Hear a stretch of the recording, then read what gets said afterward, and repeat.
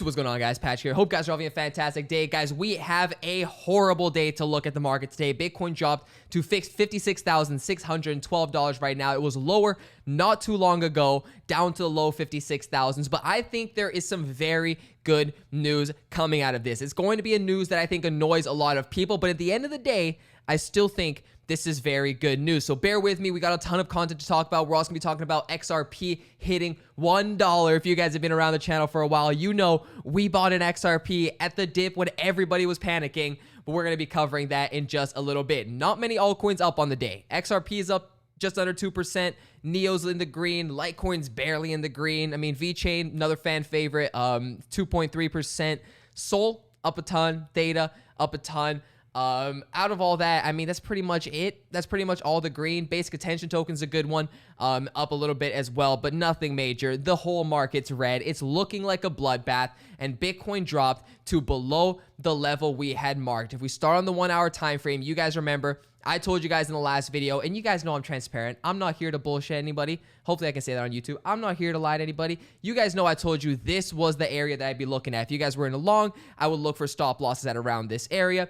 Everything I thought, this was the key area to watch out for Bitcoin.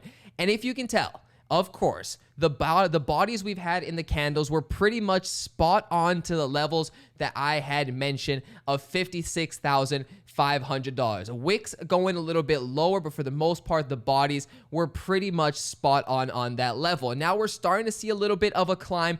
I still think, to get it out of the way, I still think Bitcoin, given this price action right now, I still think we look good. I still think we look good to break $60,000, to break the all-time high, and to try to get to that $70,000 level. I truly think that's still on the cards. And you guys know I'm not the type of person that tells you we're bullish, bullish, bullish if we're bearish, right? This channel's been accurate many times before, shorting Bitcoin while everybody else was saying that it was going to $1 million.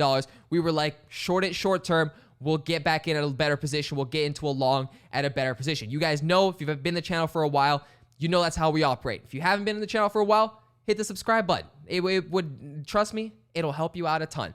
But still, we're starting to see a little bit of a climb back on the 1 hour time frame. No surprise, given we had such a large move to the downside, going from $58,685 down to a low of $55,700. That was a massive drop coming in a very short period of time. Again, perfectly hitting this level, and now starting to have that climb up, at least probably back to the EMA ribbon. We are below it now, so what was a fake outbreak to the upside, we are below. It is resistance, so at least something like this, at least a climb back up to the EMA ribbon would be expected. Now, if we go to the 4 hour, because this is where it gets a little bit more unfortunate, but don't worry, we got good news. The 4 hour time frame, this huge red candle to the downside brought us confirmed below the EMA ribbon, and we're starting to see that bearish flip. We had a bullish flip come in here. We had a bearish flip previously here.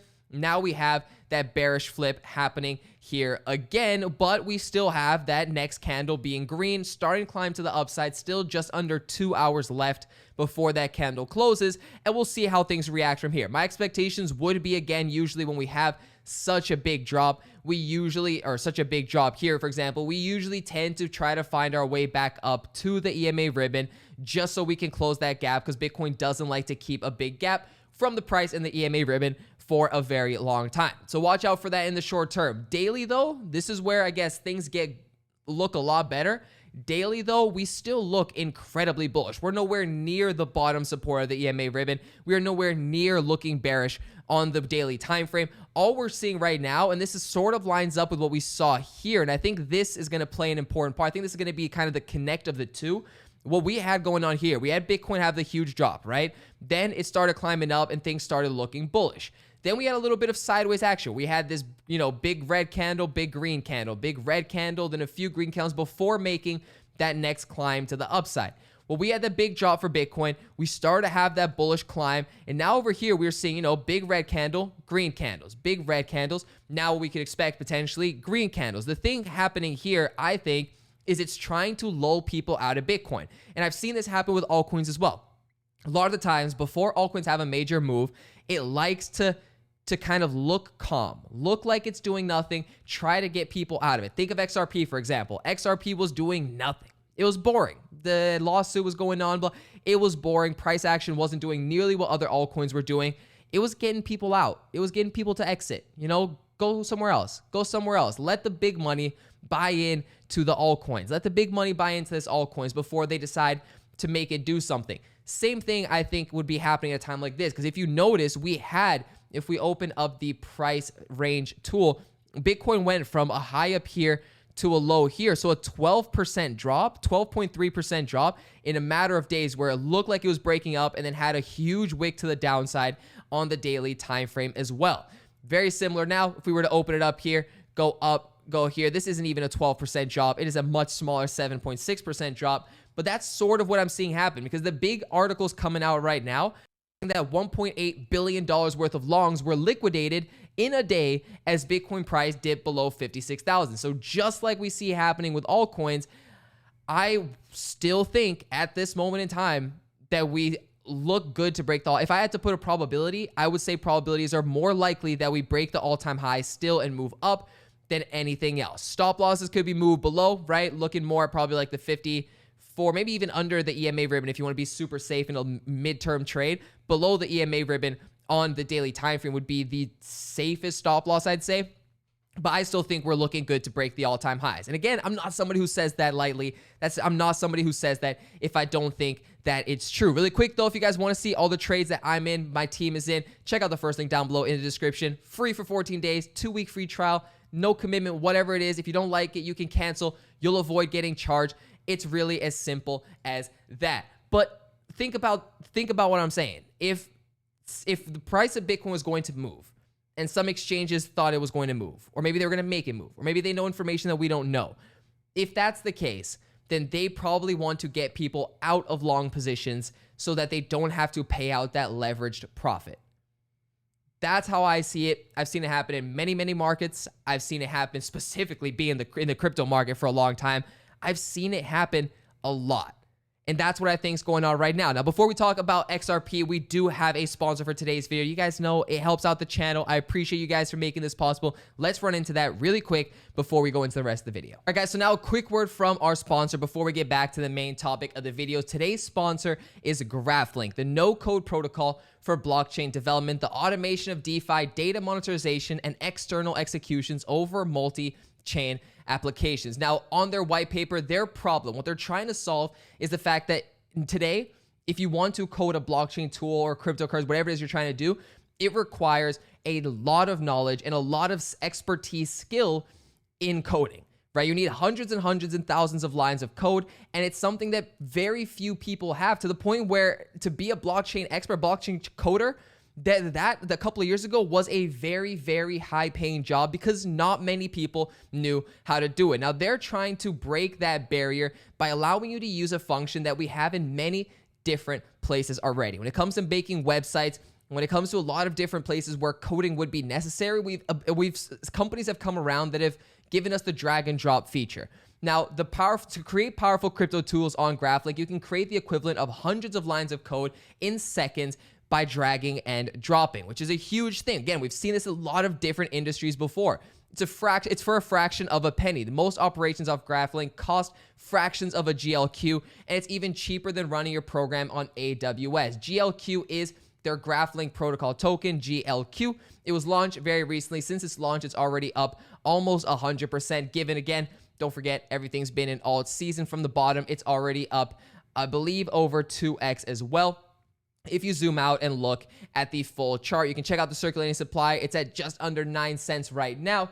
So keep that in mind as well for the token. Now, you execute on Graph. That's the last part. You run transactions on blockchain triggered by events or make call exchange API to request to create a trade orders. How this whole thing works starts with their IDE. You can build graphs visually with nodes. This is where you drag and drop, like I said, where you can have two things that you add on. We can add a decimal and we can add a JSON sector here, for example, and then both of them drag and drop, and then you can click and connect the pieces, right? And it'll tell you if there is a error. You can create that, and then you will have your whole flow instead of having to create, again, hundreds of lines of codes. You can link them, then you can upload and execute them directly from the interface.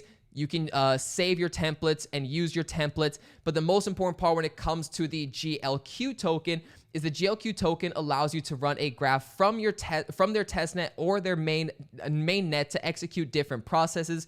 But GLQ token will be burned each time the graph executes one block. So there is obviously a scarcity behind the actual token itself, which is going to help in the token value, raising the price, increasing as well, especially if you're not looking to use this as an actual platform. If you're looking to use it more as an investment on the token, you can see how they've implemented something that a lot of other altcoins do as well in order to create the demand and scarcity. To pick it up, you can go to Uniswap over here, but that is the simple way that they are tackling, that Graphlinq is tackling the problem of having to know how to code hundreds and thousands and thousands of hundreds of thousands of lines of code. They're making the drag and drop feature. I think this is really cool. We've seen a lot of different industries before, and I'm surprised we haven't seen much of it in the crypto space. But I guess now with the adoption and everything, we're going to see more and more of it coming. So thank you, Graphlinq, for sponsoring today's video. Let's go back to the main video. All right, guys, big shout out. Thank you guys for staying tuned for that. For those of you who did through the sponsor segment or whatever it is that you guys did during it, again, helps out the channel a ton. But let's go into XRP. It retook the 4th spot on CoinMarketCap. Ripple CEO said today was a good day. Brad Garlinghouse, and I mean, he's not wrong. If you look at Ripple, it says 5th. If you look at the market caps, some a little fishy going on. One number is definitely bigger than the other. Let's just exclude Tether because it's a stable coin and go with XRP is the 4th biggest cryptocurrency, and it currently at 96 cents, but XRP, make no mistake, hit $1 the other day. And if you guys remember, I made a video, it's still up, that said I did something crazy. In that video, I talked about how with everything going on in Ripple and the price dropping, I bought Ripple, and I bought a good chunk of Ripple, XRP. You guys know I've been a fan of it for a while. It's the first cryptocurrency I ever bought back in like early 2017. I bought it for like 11 cents. I sold it for like $3. It was the first big thing that I did in the crypto market. Bitcoin did well at that time, but it didn't do as well as XRP for me. Now, you know, a little bit of an emotional attachment there, but in trading, no emotion. That's not what it is. I think, I thought at the price it was undervalued. And then I saw it not move much during the bull market. At least until recently, I saw it didn't move much. I kept piling in a little bit. When I made profits, XRP was one of my favorite altcoins. I would put some in XRP. And it was low, and I could keep doing it. The price was stable, so it didn't matter. As trades were doing better, I could put a little bit here and there. I could shove it into XRP. I thought it was going to move once the lawsuit sort of got dropped. That was my prediction. That was the gamble I was going for, that the price was going to explode once things dropped. I don't believe the lawsuit's dropped yet. However, again, people might know information that others don't. People might be, things might be leaning certain direction that's causing people to do certain things. But the price is currently at just under $1. We'll call it $1 because it hit $1 just yesterday. And it's up a ton. And a lot of people made a lot of money with it. And you can't hate. It's just about playing the game. Play the game, play the psychology, play the markets. If you do it right, there's a lot of money to be made consistently, day in and day out in the market. But XRP, let me know your guys' predictions down below in the comment section. What you think. Do you think XRP can go higher? Personally, I'm gonna spoil. Yes. How high do you think XRP can go? Just smack my watch. How high do you guys think XRP can go? Let me know down below in the comments, and we'll revisit once XRP or once the bear market starts. We'll see where XRP topped at, but we'll revisit. I know a lot of you guys have been in XRP. I know a lot of you guys have been in Tron. We've been making a killing on Tron since the last video. Since we talked about it in the top April altcoins. Litecoin's also been doing extremely well, so we talked about that as well. Origin Protocol, very good long-term small cap that, have been doing well over the last few weeks as well. So I'm happy overall with the position. Hopefully you guys watching the channel have been able to add that analysis into your own analysis and make a profit with it. That's the whole goal at the end of the day. Let me know down below in the comments. Make sure you subscribe. Make sure you smash that thumbs up button. Guys, XRP at $1. Let's go. I'll see you guys in the next video.